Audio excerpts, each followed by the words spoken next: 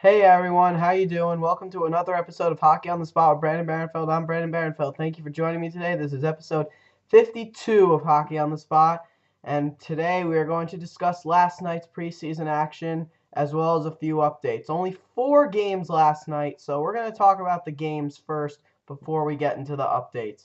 So, with that being said, let's talk about the 4 games from last night, starting with the Chicago Blackhawks and the Detroit Red Wings at the Joe Louis Arena, formerly arguably the biggest rivalry in the National Hockey League, and the matchup that has seen more gameplay than any other matchup in the history of the game.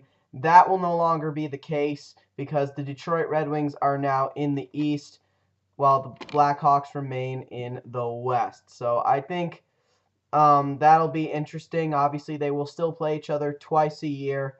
But it also is good that they're playing each other in the preseason. But it would be the Chicago Blackhawks, the defending Stanley Cup champions, that would come out on top over their former biggest original six rival.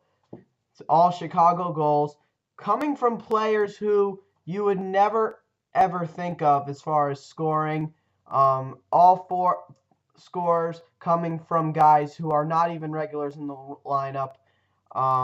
All Chicago goals, 3 of them were unassisted, starting with a goal by Byron Froese, who scored unassisted, then Joachim Nordstrom unassisted, and then Garrett Ross would score unassisted, and then Byron Froese would score his second of the game, assisted by Brent Seabrook and Michael Koska, their free agent signing from the Toronto Maple Leafs. So Froese would have a 2-goal performance. Garrett Ross and Joachim Nordstrom would each have 1. Nothing going for Jonathan Toews in this game. Nothing going for Brandon Saad. Nothing going for Duncan Keith. So nothing going from the bigger stars on this team. It was all about the youngsters in this game. Of all the bigger stars, only Brent Seabrook would have a point, and that was an assist. And of course, not to forget the goaltender Corey Crawford, who was absolutely brilliant. 30 saves and 33 shots, a .909 save percentage. So he was really, really good. Um, so congrats to the Chicago Blackhawks. The Detroit Red Wings goals being scored by Thomas Tatar, assisted by Gustav Nyquist. Then Thomas Tatar would get his second of the game on a power play, assisted by Gustav Nyquist and Adam Almquist. And then Jonathan Ericsson would score, assisted by Gustav Nyquist and Corey Emerton. So an excellent night for Gustav Nyquist, a 3-assist performance. And Thomas Tatar was excellent as well with 2 goals. So, and Corey Emerton getting an assist. Remember, he is quite possibly the odd guy out of Detroit.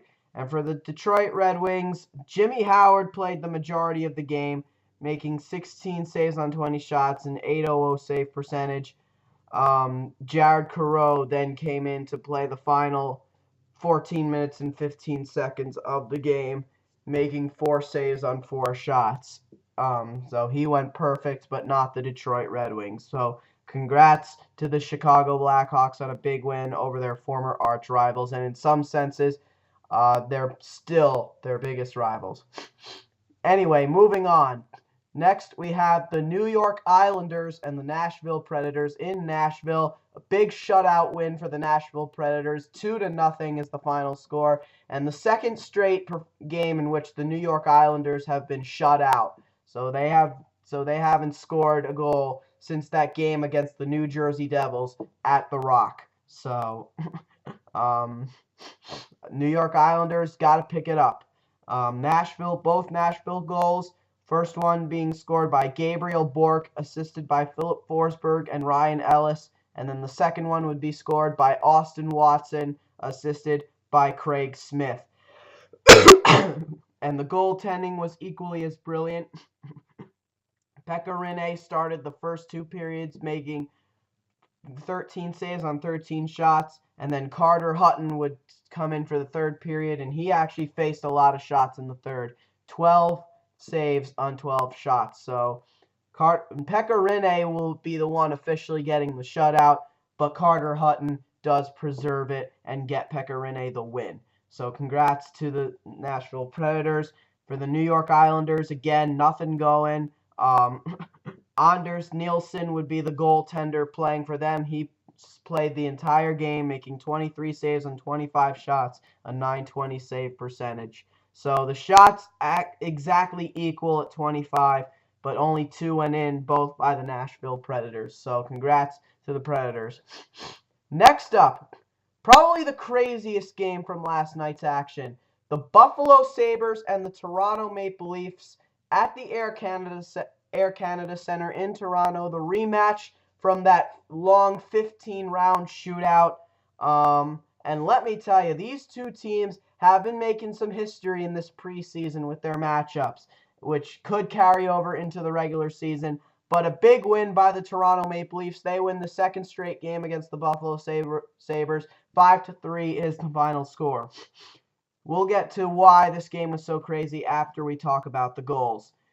Toronto goals being scored by Phil Kessel, assisted by Tyler Bozak and Carter Ashton. Then Trevor Smith would get himself on the board, assisted by Jake Gardiner and TJ Brennan, their acquisition from the Florida Panthers.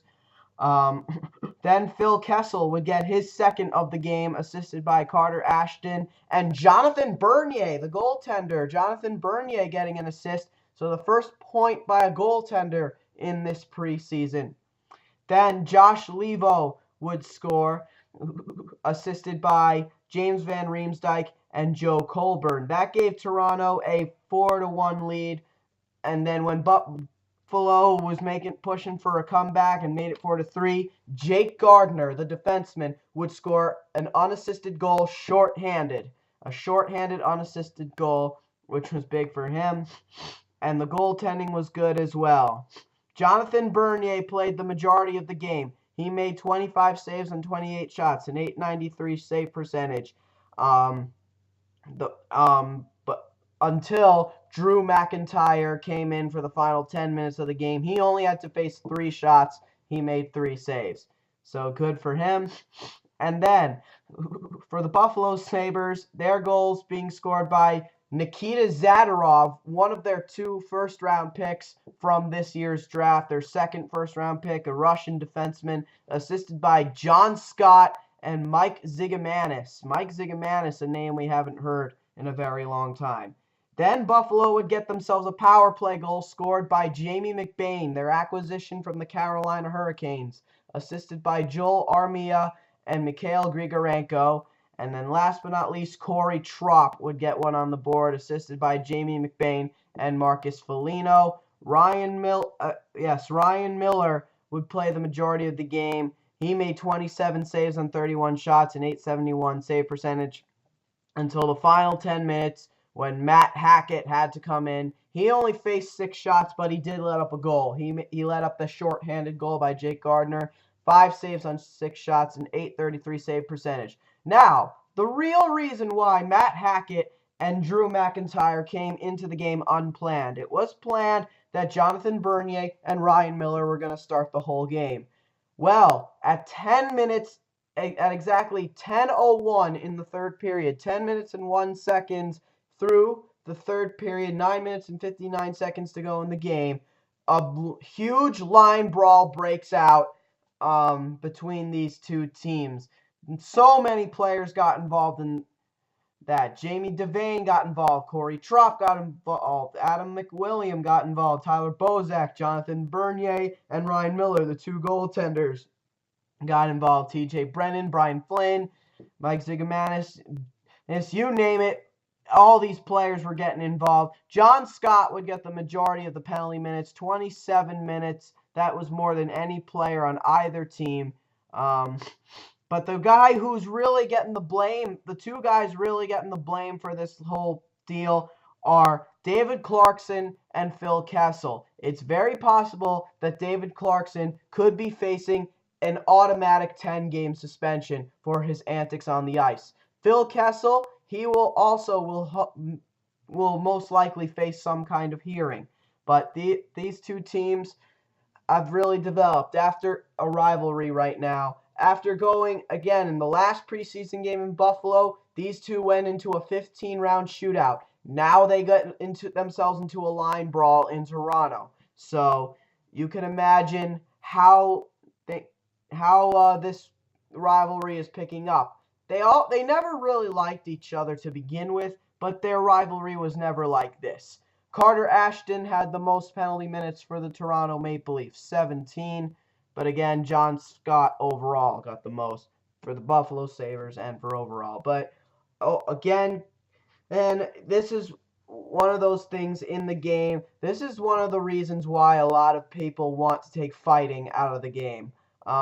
Personally, I always believe that you really can't take fighting out of the game. It's part of the game.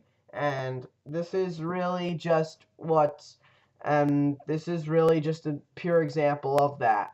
But again, the goaltenders did get involved. They fought each other, something that neither has ever done before, and so they were forced to leave the game. Matt Hackett and Drew McIntyre, the two backup goaltenders, were forced into the game. So, with that all being said, congratulations to the Toronto Maple Leafs. They get the win by a final score of 5-3. And last but certainly not least, the Anaheim Ducks and the Colorado Avalanche.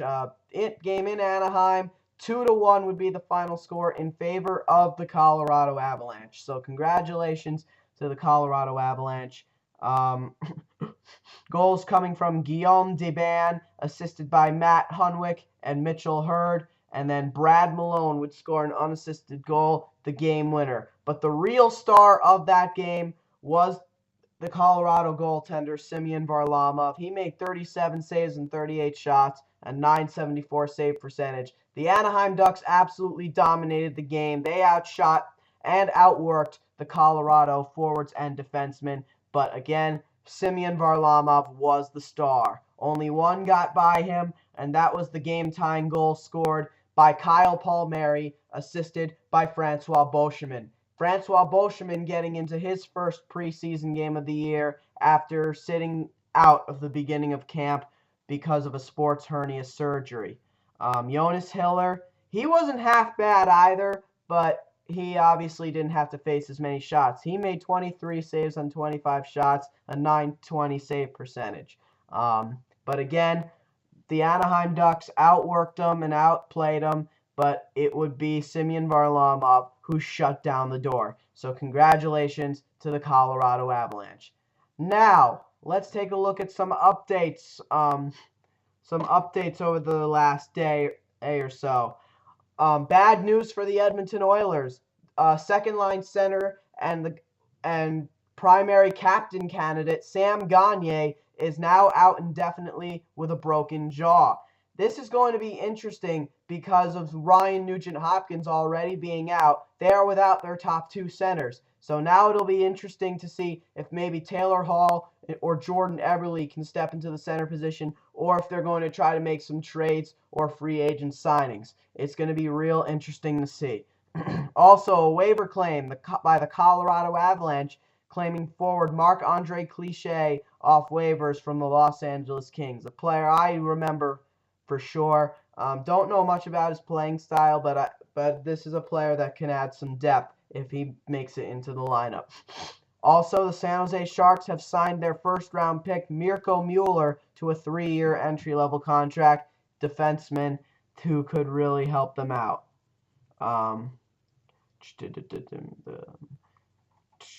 Also, in other news, some more players that could be facing some suspensions, as confirmed by head coach John Tortorella. Zach Kassian could face a hearing, as will forward Dale Weiss. So Zach Kassian and Dale Weiss will face disciplinary hearings for that infraction against the Edmonton Oilers. Kassian is the reason why Sam Gagner's jaw is broken. Also, as I mentioned before, David Clarkson could be facing a 10-game suspension. And this is bad for them because they only have $1.9 million in cap space to re-sign restricted free agent defenseman Cody Franson, sign tryout Mason Raymond, and possibly replace two of their best forwards. That also includes Phil Kessel. So the Leafs in kind of a tight spot right now. Hopefully something does get going. And probably the biggest news of all, Brendan Morrow has finally signed, but not with any of the teams we initially thought, specifically the Carolina Hurricanes or the Montreal Canadiens. He has instead signed a one-year deal worth $1.5 million with the St. Louis Blues. The Blues had been reportedly talking to him about a contract. He doesn't get the $2 million he wanted, but he does sign for $1.5 million. And so he is now a member of the St. Louis Blues. And this is a good signing for them. A guy who's going to add a lot of depth to a lineup that already has a lot. A physical player who could still pose, even at his older age, can still pose as a potential second-line left winger, also maybe even a third-line left winger. So he's definitely, if he's a bottom six forward, he'll be one of the best in the league. If he's a top six forward, then that's great too. He won't play on the top line like he used to. He's not, at this point in his career, he's nothing more than a second-line left winger. But a second-line left winger that could really help his team. And then last but not least, the Pittsburgh Penguins have signed goaltender Jeff Delorier to a pro tryout contract, or I'm sorry, the Wilkes-Barre Scranton Penguins have done so, former member of the Anaheim Ducks. And it is believed that the Pittsburgh Penguins are talking to both Jose Theodore and Ilya Bryzgalov regarding their interests of signing a one-year deal to replace Thomas Vokoun, who is out indefinitely with blood clot issues. So hopefully one of those two will get signed. Honestly, personally, I believe it should be Jose Theodore. Ilya Bryzgalov, to me, I personally still think Bryzgalov has starter potential. I don't think he's worth being a backup goaltender. And obviously, if Marc-Andre Fleury struggles, then maybe we can talk something. But I don't see him as a backup. That's just my opinion, at least for this season. But that's just my opinion. Okay, guys, that'll do it for episode 52 of Hockey on the Spot. This has been Hockey on the Spot with Brandon Barenfeld. I'm Brandon Barenfeld. I'll see you all again tomorrow. Thank you, and have a great day.